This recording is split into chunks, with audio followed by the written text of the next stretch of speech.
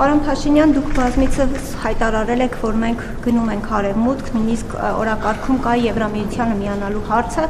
սակայն նախորդ շաբաթ դուք Լեհաստանում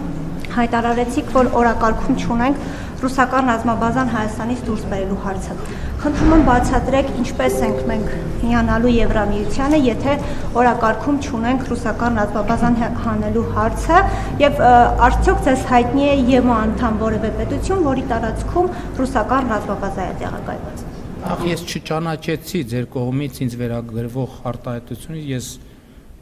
իհարկե հիմա շատ արտահայտություններ եմ արել, բայց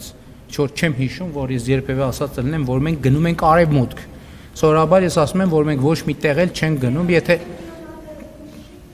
հարգելիս դուք ընդհանրապես դուք մեջբերում եք ինձնից, հիմա դուք ասեք, որ դուք հիմա ինձնից եք մեջբերում, թե ձեր ընկալումն եք ներկայացնում։ Բառերը ընդհանրապես պատահական չի, որ ես անգիր եմ արել ճանաչել իմաստությունը եւ խրատը, իմանալ հանճարի խոսքերը, ընկալել խոսքի նուրբ դարձվածքները, ճանաչել ճշմարիտ արդարությունը եւ ուղղել իրավունքը, պարզամիտներին խորագիտություն եւ երիտասարդներին միտք ու հանճար տալու համար, որպեսզի դրանք լսելով իմաստունն ավելի իմաստուն լինի, իսկ հանճարեղը առաջնորդություն ստանա թափանցի առակների եւ խորին ասույթների մեջ, իմաստունների ճառերի եւ նրանց այլաբանությունների մեջ։ Հասկանում եք, բառերը տարբերություն ունեն։ Ես ասում եմ, ես չեմ ասել, որ մենք կամ եթե ասել եմ, ճշտեք, տեսնեմ որտեղ եմ ասել։ Մենք գնում ենք արևմուտք։ Ինչ վերաբերվում է երկրորդ հարցին, այո, Հայաստանը ընդունել է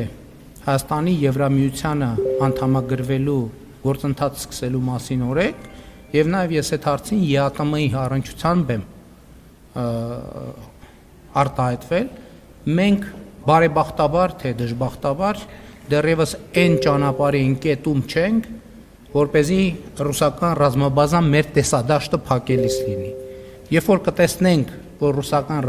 ռազմաբազան մեր տեսադաշտը փակում է, այդ ժամանակ